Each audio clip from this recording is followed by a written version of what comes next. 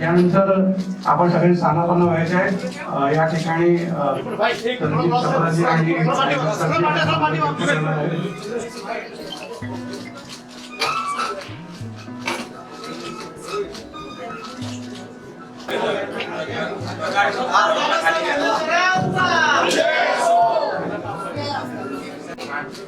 Sir एक minute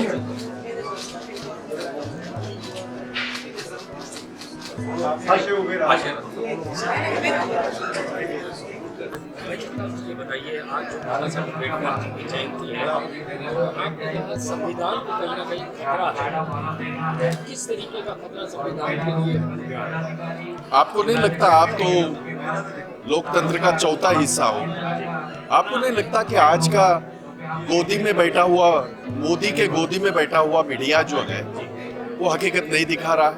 नहीं, वो छोटे आप लोग तो काम कर रहे हो, आप मेहनत कर रहे हो, पर हकीकत ये है कि ये कभी भी इस देश में नहीं हुआ। गरीब की बात हो, पीड़ितों की बात हो, वो मीडिया नहीं उछालता। मीडिया ये उछालता है क्या गॉगल डाला है देश के प्रधानमंत्री ने, क्या बात की है।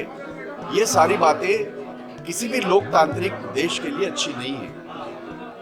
हम इज्जत करते हैं, पर उसका मतलब ये नहीं है कि देश का कोई मालिक नहीं होता। आज जिस ढंग से सरकारें काम कर रही है, उनके मालिक बन के काम कर रहे हैं, और वो पूरी जनता को जिस ढंग से वो लोग प्रताड़ित कर रहे हैं, इसके खिलाफ बाबा साहब ने तब लड़ाई लड़ी।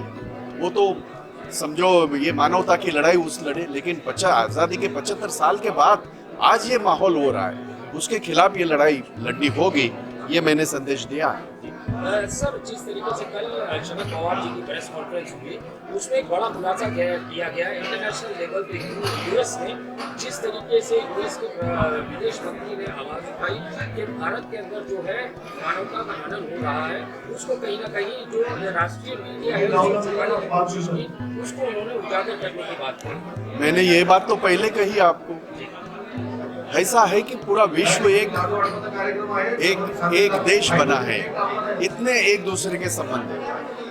अगर विश्व का एक नंबर का ये देश अमेरिका ये बात अगर कहती है, तो ये कांग्रेस नहीं अकेले कह रही, ये अगर इंटरनेशनल सारा मीडिया कह रहा है, इंटरनेशनल सारी कम्युनिटी कह रही, तो ये जाहिर है कि इस देश में हनन हो रहा है। और उसको दुर्भाग्य से मोदी जी के गोदी में बैठा हुआ मीडिया नहीं दिखा रहा है। पर फिर भी ये लड़ाई तो लड़ेंगे हम। आज जो मैंने कहा कि आज जो भी आज मैसेज दे रहे हैं आप सबको, ये कोई जरूरी नहीं कि सिर्फ कांग्रेस ये बात कह रहे, सब लोग कह रहे हैं। तो ये जिस ढंग से इस देश में लोकतंत्र की जो हत्या हो रही है, और जिस तरह से हमारे लोगों के अधिकारों का हनन हो रहा है, और मीडिया उसको चुपचाप बैठा है, वो तो उसी में ये है हाथ कौन कैसे फैला रहा है, दिखा रहा है। हालात तो इतने बुरे हैं, आप बेहतर जानते हैं। आम आदमी का जीना मुश्किल हो गया है, महंगाई सर चढ़ के बोल रही है, बच्चों को नौकरियां नहीं है, उसके बारे में ना मीडिया देश का दिखा रहा है, ना देश के प्रधानमंत्री बोल रहे हैं। तो ये लड़ाई इस तरह की है, लड़नी तो पड़ेगी। भाई देखा कि आखिरी सवाल, आपको क्या लगता है कि संविधान को बचाने के लिए सारी सेक्युलर पार्टियों को एक मंच पर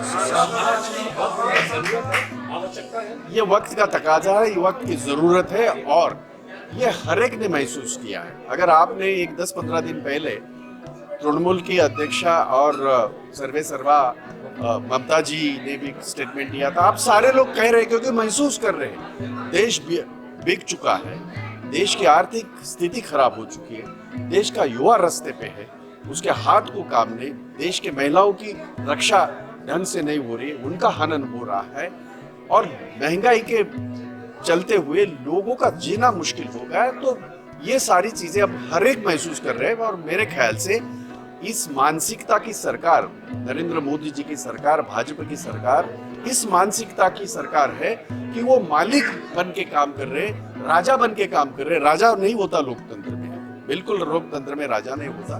तो ये लड़ाई अब सब लोग लड़ेंगे, ये बिल्कुल लड़ेंगे।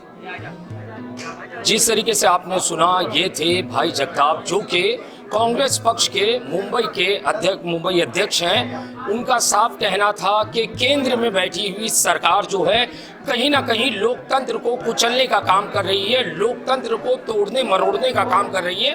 और इसी लोकतंत्र को, जिस लोकतंत्र को बाबा साहेब अंबेडकर ने यहाँ के भारतीय लोगों के लिए लोकतंत्र बनाया, जिसमें कि सबको समान अधिकार दिया गया, जहाँ पे इंसानों को नहीं जानवरों को भी समान अधिकार दिया गया, उनकी भी रक्षा की बात कही गई, उसी संविधान को कहीं ना कहीं तोड़ने मरोड़ने का काम जो है किया जा रहा है। उससे बचाने के लिए जो है भाई जगताप जी का जिस तरीके से कहना था, सभी सेकुलर पक्षों को एक मंच पर आना पड़ेगा, एक साथ आना पड़ेगा, नहीं तो भारत में आने वाला समय और भी कठिन होने वाला है।